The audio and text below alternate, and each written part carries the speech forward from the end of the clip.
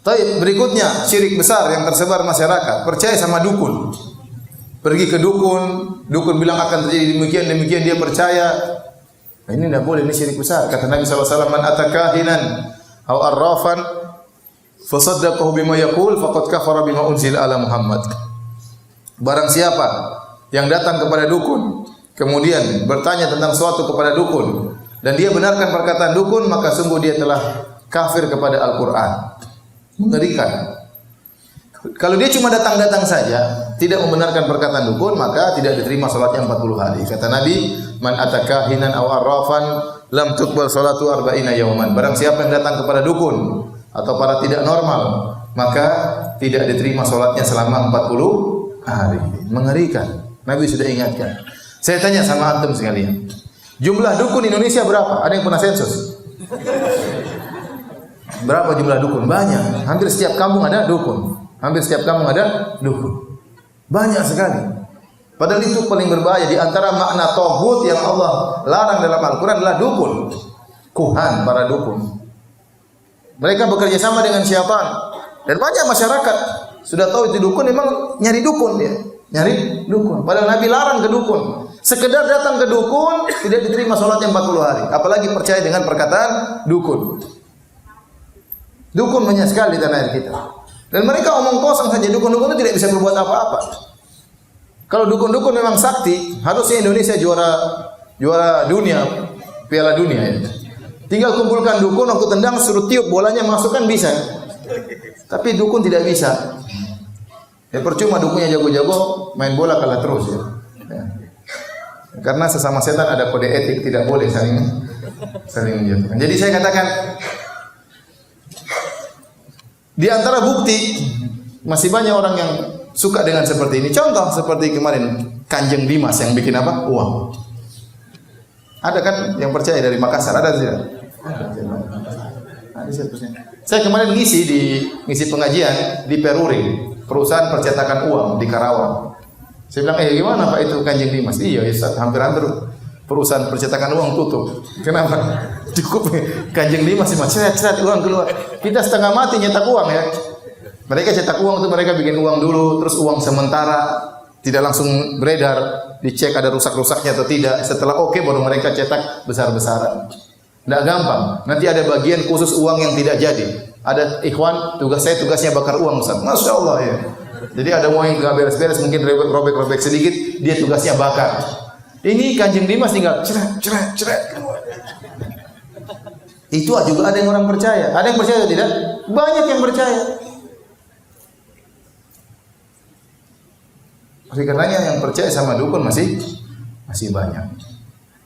Ya, maka ini perkara yang sangat menyedihkan. Kalau ada orang sudah kita tahu dia dukun, jauhi. Kalau di Arab Saudi ditegakkan hukum Islam, dukun di sana dipenggal di sana, dukun dibunuh di sana. Sampai saya baca berita 70 lebih dukun dipenggal di sana. Apalagi penyihir. Dalam riwayat hadus sahir darbatun bisayf. Bahwasanya hukuman bagi penyihir disembelih. Kenapa? Karena tukang sihir ini selalu bikin masalah. Nyantet orang, bikin orang susah, bikin orang sakit, bikin orang tokonya enggak laku. Gitu tidak? Orang bikin masalah seperti ini. Sampai datang satu orang, waktu saya pernah ngisi pengajian Masjid Nabawi, terus ada yang datang, Ustaz, itu benar kata Ustaz. Saya ribut sama keluarga saya Ustaz. Kenapa? Ada keluarga barangnya hilang. Akhirnya mereka tanya ke dukun, kata dukun tersebut yang mencuri orangnya gemuk berkacamata. Saya gemuk berkacamata Ustaz. Akhirnya saya dicurigai. Dan benar-benar mereka datang ke rumah, mereka bongkar lemari saya. Ya Allah, si dukun itu kurang ajar kayak gitu. Bikin permusuhan di antara apa? Kerabat. Uangnya enggak ketemu. Tapi permusuhan, pertikaian sudah terjadi. Ya, saya kadang kasihan lihat orang disantet. Bayangkan perutnya besar, tiba-tiba kayak ada jarum dalam badannya. Ada dukun yang kerja seperti itu. Apakah dukun seperti tidak pantas untuk disembelih? Disembelih harus seperti ini kalau dalam Islam. Menyakiti masyarakat, membuat orang ketakutan. Dan banyak orang gara-gara dengki sedikit pergi ke dukun. Dia berribut sama orang, gara-gara dia tidak bisa berkelahi, dia diam-diam langsung lapor dukun. Itu dukun, santet dia dukun. Dia tidak gentleman, tidak jagoan, malah pergi ke dukun suruh santet.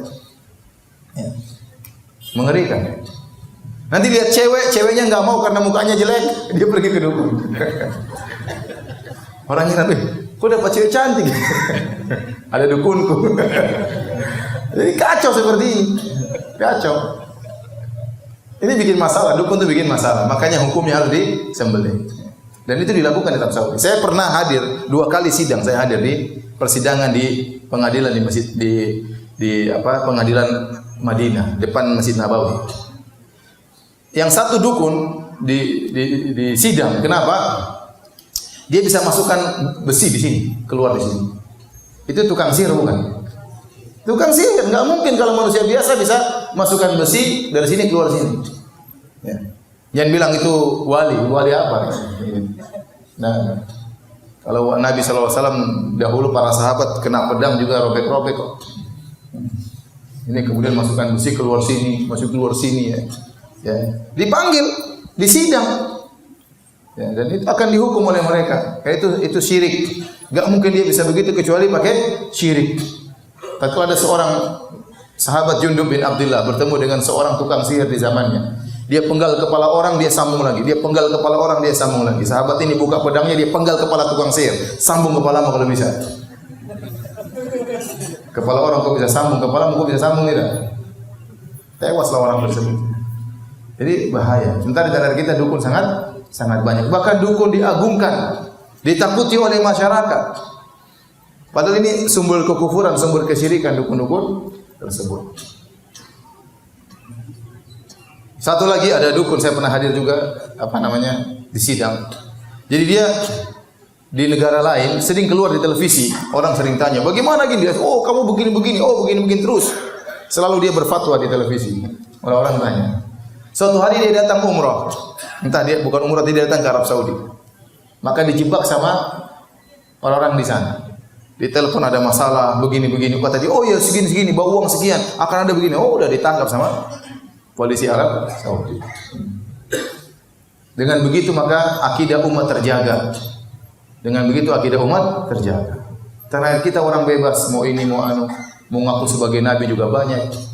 Kemarin ada nabi muncul di Karawang, enggak tahu ada nabi muncul di Makassar atau tidak. Ada Imam Mahdi dari sana, Imam Mahdi dari sini, nabi dari sana, nabi dari sini. Ada orang mengaku sebagai Nabi Isa sudah turun di Indonesia. Saya pernah lihat di YouTube, turun. Siapa? Nabi Isa, rambutnya panjang. Kenapa kok turun? Banyak kesyirikan katanya.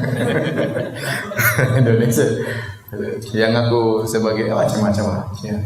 Jadi umat harus diingatkan dari hal seperti ini. Ini merupakan syirik-syirik yang tersebar dan sangat berbahaya. Taib. Itu di antara syirik-syirik besar.